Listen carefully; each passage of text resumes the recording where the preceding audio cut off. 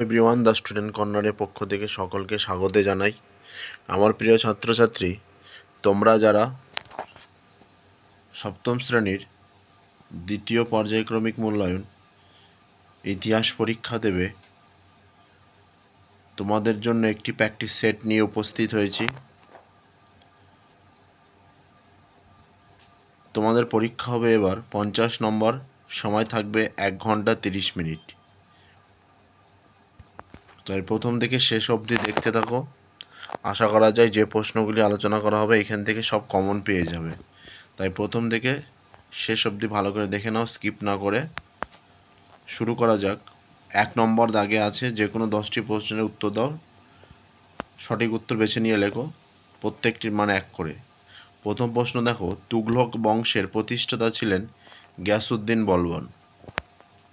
পরের প্রশ্ন, পাগলা রাজা বলে মোহাম্মদ বিন তুঘলককে। পরের প্রশ্ন দেখো, দাগ ও হুলিয়া ব্যবস্থা চালু করেছিল শের শাহ। পরের প্রশ্ন, দিল্লিতে রেশন ব্যবস্থা চালু করেন আলাউদ্দিন খলজি। পরের প্রশ্ন, ভারতবর্ষে প্রথম মুঘল বাদশাহ ছিলেন বাবর। পরের প্রশ্ন দেখো, হৌজি ই সুলতানি খনন করেছিল ইলতুৎমিশ। পরের প্রশ্ন, মোঘল আমলে ভারতের প্রধান বন্দর ছিল সুরাট। পরের প্রশ্ন দেখো, ইউরোপ থেকে জলপথ ভারতে প্রথম আসে পর্তুগিজরা। পরের প্রশ্ন দেখো, বন্দেগানি চেহেলগানির সদস্য ছিলেন গিয়াসউদ্দিন বলবন। পরের প্রশ্ন, খলজি বিপ্লব হয় 1290 খ্রিস্টাব্দে। পরের প্রশ্ন, আকবরের শাসন ব্যবস্থা প্রশাসনিক পদগুলিকে বলা হতো মনসব। পরের প্রশ্ন দেখো, দিল্লি শহরের জল সরবরাহের গুরুত্বপূর্ণ উৎস ছিল হৌজি বা তালাব। এবার 2 নম্বর দাগে দেখো, অতি সংক্ষেপে নিজের প্রশ্নগুলি উত্তর দাও, যে কোনো 10টি, প্রত্যেকটির মান 1 করে। প্রথম প্রশ্ন, পানিপথের প্রথম যুদ্ধ কত খ্রিস্টাব্দে হয়েছিল? 1526 খ্রিস্টাব্দে। 2 নম্বর প্রশ্ন দেখো, মোহাম্মদ ঘুরি কত খ্রিস্টাব্দে মারা যায়? 1206 খ্রিস্টাব্দে। 3 নম্বর প্রশ্ন, খলজি বংশের প্রতিষ্ঠাতা কে ছিলেন? জালালউদ্দিন ফিরোজ খলজি। পরের প্রশ্ন দেখো, কবে কাদের মধ্যে ঘরগড়া যুদ্ধ হয়েছিল? 1529 খ্রিস্টাব্দে বাবর ও আফগানদের মধ্যে। পরের প্রশ্ন দেখো, দিন ইলাহি কি? দিন ইলাহি হচ্ছে সুলহ ইকুল আদর্শের ভিত্তিতে আকবর একটি ব্যক্তিগত মতাদর্শ গড়ে তুলেছিলেন, যাকে বলা হয় দিন ই ইলাহি। পানিপথের দ্বিতীয় যুদ্ধ কবে কাদের মধ্যে হয়েছিল? 1556 খ্রিস্টাব্দে আকবরের অভিভাবক বৈরম খাঁ ও হিমুর মধ্যে হয়েছিল। পরের প্রশ্ন দেখো, ভাস্কো দা গামা কত খ্রিস্টাব্দে ভারতে আসে? 1498 খ্রিস্টাব্দে। পরের প্রশ্ন, দিল্লি ও দৌলতাবাদের মধ্যে পথ বানানো হয় কার সময়?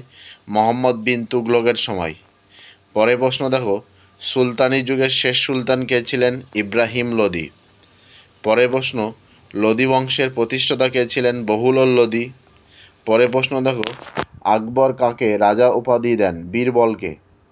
পরের প্রশ্ন, মোঘল আমলের প্রধান মুদ্রা কী ছিল? রূপো। এবার 3 নম্বর দাগে দেখো, যে কোনো 4টে প্রশ্নের উত্তর দাও, প্রত্যেকটির মান 2 করে। প্রথম প্রশ্ন কি, আলাউদ্দিন খলজি কেন বাজারদর নিয়ন্ত্রণ ব্যবস্থা চালু করেছিল? উত্তর দেখো, আলাউদ্দিন খলজির শাসন ব্যবস্থা পুরোপুরি সামরিক শক্তির ওপর নির্ভরশীল ছিল। তাই তিনি এক বিরাট সৈন্যদল গঠন করেন এবং ওই সৈন্যদের বেতন নির্দিষ্ট করে দেন। এই বিরাট সৈন্যবাহিনীর ব্যয় নির্বাহ ও দিল্লির নাগরিকদের স্বল্প মূল্যে ভোগ্যপণ্য সরবরাহের জন্য আলাউদ্দিন খলজি সমস্ত নিত্য প্রয়োজনীয় জিনিসের দাম ঠিক করে দেন। সুলতানের ঠিক করে দেওয়া দামের থেকে বেশি দাম নিলে তা ক্রেতাকে ওজনে ঠকালে কঠোর শাস্তি দেওয়ার বিধান ছিল। 2 নম্বর প্রশ্ন দেখো, ইলতুৎমিশকে দিল্লি সুলতানের প্রকৃতি প্রতিষ্ঠাতা কেন বলা হয়? উত্তর দেখো, সদ্য গড়ে ওঠা সুলতানি সাম্রাজ্যকে ইলতুৎমিশ কৌশলে দৃঢ় ভিত্তির ওপর প্রতিষ্ঠিত করেছিলেন। তিনি ক্রমাগত যুদ্ধ করে বিদ্রোহীদের দমন এবং মঙ্গোলদের সঙ্গে সরাসরি যুদ্ধ করার সম্ভাবনা এগিয়ে গিয়ে কৌশলে দিল্লি সুলতানিকে রক্ষা করেছিলেন। এই কারণে তাকে দিল্লি সুলতানের প্রকৃত প্রতিষ্ঠাতা বলা হয়। পরের প্রশ্ন দেখো, পাট্টা ও কুবুলিয়ত কী? উত্তর দেখো, দিল্লির সিংহাসনে বসার পর শেরশাহ রাজস্ব ব্যবস্থার ক্ষেত্রে পাট্টা ও কুবুলিয়ত দুটি ব্যবস্থা চালু করেছিলেন। পাট্টা ছিল জমিতে কৃষকের শর্ত স্বীকার করে শেরশাহ কৃষককে যে দলিল দিত তাকে পাট্টা বলা হয়। আর কুবুলিয়ত হলো কৃষক নির্দিষ্ট রাজস্ব দেওয়ার কথা কবুল করে রাষ্ট্রকে দলিল দিত, তা কুবুলিয়ত নামে পরিচিত। পরের প্রশ্ন দেখো, সিজদা ও পাইবস বলতে কী বোঝায়? সিজদা ও পাইবস এই দুটি ছিল পার্শ্বিক প্রথা। দিল্লির সুলতান গিয়াসউদ্দিন বলবন নিজের রাজকীয় ক্ষমতা জাহির করার জন্য এই দুটি রীতি চালু করেছিলেন।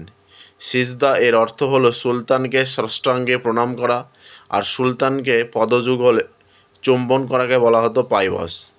পরের প্রশ্ন দেখো, মোগলরা কেন নিজেদের বাদশাহ বলতো? উত্তর দেখো, মোগলরা সার্বভৌম শাসকের ক্ষেত্রে পাদশাহ বা বাদশাহ শব্দটি ব্যবহার করত। বাদশাহ বা পাদশাহ শব্দগুলি ফার্সি পাদ অর্থাৎ প্রভু এবং শাহ অর্থাৎ শাসক বা রাজা, এই দুটি শব্দ এখানে যোগ হয়েছে। খুব শক্তিশালী শাসক বোঝানোর জন্য এই দুটি শব্দ ব্যবহার করে মোগল সম্রাটরা নিজেদের শক্তিশালী শাসক হিসেবে বোঝার জন্য নিজেদের বাদশাহ বলতো। পরের প্রশ্ন দেখো, হুন্ডি কি? হুন্ডি হলো তুর্কি শাসকদের আমলে সরাফরা এক ধরনের কাগজ চালু করে। বণিকরা কোনো এক জায়গায় সরাফকে টাকা জমা দিয়ে সেই কাগজ কিনত এবং অন্যের তা ভাঙিয়ে নিতে পারত। এই কাগজকে বলা হতো হুন্ডি। 4 নম্বর দাগে দেখো, যে কোনো 4টে প্রশ্নের উত্তর দাও, প্রত্যেকটির মান 3 করে। প্রথম প্রশ্ন দেখো, খলজি বিপ্লব কি? খলজি বিপ্লব 1290 খ্রিস্টাব্দে হিন্দুস্তানি মুসলিমদের নেতা ও সাম্রাজ্যের প্রধান সেনাপতি জালালউদ্দিন ফিরোজ খলজি ও বলবনের বংশধর অসুস্থ কায়কোবাদ ও শিশু কায়ুমার্সকে হত্যা করে দিল্লির সুলতান হন। এই ঘটনাকে খলজি বিপ্লব বলা হয়। এর ফলে দিল্লিতে ইলবাড়ির তুর্কি অভিজাতদের ক্ষমতা চলে যায়। তার বদলে খলজি তুর্কি হিন্দুস্তানিদের ক্ষমতা বেড়ে গিয়েছিল। পরে প্রশ্ন দেখো, ইকতাকি ও ইকতাদার কাদের বলা হয়? দিল্লির সুলতানরা বিভিন্ন রাজ্য জয় করে তাদের সাম্রাজ্যের আয়তন বাড়িয়েছিলেন। সুলতানরা যেসব রাজ্য জয় করতেন সেই রাজ্যগুলিকে এক একটি প্রদেশের মতো ধরে নেওয়া হতো। এই প্রদেশগুলিকে বলা হতো ইকতা। এবার ইকতাদার হচ্ছে, দেখো, ইকতাদার দায়িত্ব থাকতেন একজন সামরিক নেতা, তাকে বলা হতো ইকতাদার বা মুক্তি বা ওয়ালি। ইকতাগুলি থেকে কর আদায় করা এবং শান্তি শৃঙ্খলা বজায় রাখার দায়িত্ব থাকতো ইকতাদারদের ওপর। পরে প্রশ্ন দেখো, বারো ভূঁইয়া কাদের বলা হতো? মোগল সম্রাট জাহাঙ্গীরের সময় বাংলায় যে 12 জন হিন্দু জমিদার এবং আফগানরা মোগলদের বিরুদ্ধে বহুবার বিদ্রোহ করেছিলেন তাদের একসঙ্গে 12 ভূঁইয়া বলা হতো। 12 ভূঁইয়া বলতে প্রকৃতপক্ষে এদের সংখ্যা ছিল 12 থেকে অনেক বেশি। 12 ভূঁইয়াদের মধ্যে উল্লেখযোগ্য প্রতাপাদিত্য, চাঁদ রায়, কেদার রায়, ঈশা খান প্রমুখ। পরে প্রশ্ন দেখো, সুলতানি যুগে কেন দিল্লিতে রাজধানী স্থাপন করা হয়? উত্তর দেখো, ভৌগোলিক অবস্থান, নিরাপত্তা, বাণিজ্যিক সুবিধা ও প্রশাসনিক সুবিধার জন্য সুলতানি যুগে দিল্লিতে রাজধানী স্থাপন করা হয়। ভৌগোলিকভাবে দিল্লির অবস্থান আরাবল্লী শৈলশিরার একটি প্রান্ত ও যমুনা নদী বিধৌতি সমতলের সংযোগস্থল। 1 নম্বর পয়েন্ট দেখো, তাই এখানে আরাবল্লীর পাথর দিয়ে জমির ঢাল অনুযায়ী সুরক্ষিত দুর্গ নির্মাণ করা সহজ ছিল। 2 নম্বর দেখো, প্রধান জলপথ যমুনা নদী শহরের পূর্ব দিকের প্রাকৃতিক সীমানা নির্ধারণের সুবিধা থাকার জন্যই সুলতানরা দিল্লিতে রাজধানী স্থাপন করে। পরের প্রশ্ন দেখো, শেরশাহের শাসন সংস্থার সম্পর্কে লেখো। উত্তর দেখো, শেরশাহ মাত্র 5 বছরের শাসনকালে এক সুষ্ঠু ও উন্নত শাসন ব্যবস্থা গড়ে তুলেছিলেন। তার শাসন ব্যবস্থার প্রধান লক্ষ্যই ছিল মানব কল্যাণ। শাসন ব্যবস্থার মানবিক দিকগুলি দেখো। প্রথম পয়েন্ট ছিল রাস্তা নির্মাণ। সাম্রাজ্যের বিভিন্ন স্থানে যাতায়াতের সুবিধার জন্য শেরশাহ বহু রাস্তা নির্মাণ করেন। এগুলির মধ্যে উল্লেখযোগ্য বাংলার সোনারগাঁ থেকে সিন্ধু প্রদেশ পর্যন্ত নির্মিত রাস্তা সড়ক-ই আজম। বর্তমানে এই রাস্তাটির নাম হচ্ছে গ্র্যান্ড ট্যাঙ্ক। পরের প্রশ্ন দেখো, বৃক্ষরোপণ ও সরাইখানা নির্মাণ। পরের পয়েন্ট, বৃক্ষরোপণ ও সরাইখানা নির্মাণ। পথচারীদের সুবিধার জন্য রাস্তার দুপাশে শেরশাহ গাছ লাগানোর ব্যবস্থা করেন এবং তাদের বিশ্রামের জন্য নির্দিষ্ট দূরত্ব অনুযায়ী সরাইখানা নির্মাণ করে। পরের পয়েন্ট দেখো, ডাক ব্যবস্থার প্রবর্তন। শেরশাহ ঘোড়ার মাধ্যমে ডাক যোগাযোগ ব্যবস্থা সংস্কার করেন। এর ফলে যোগাযোগ ব্যবস্থার উন্নতি ঘটে।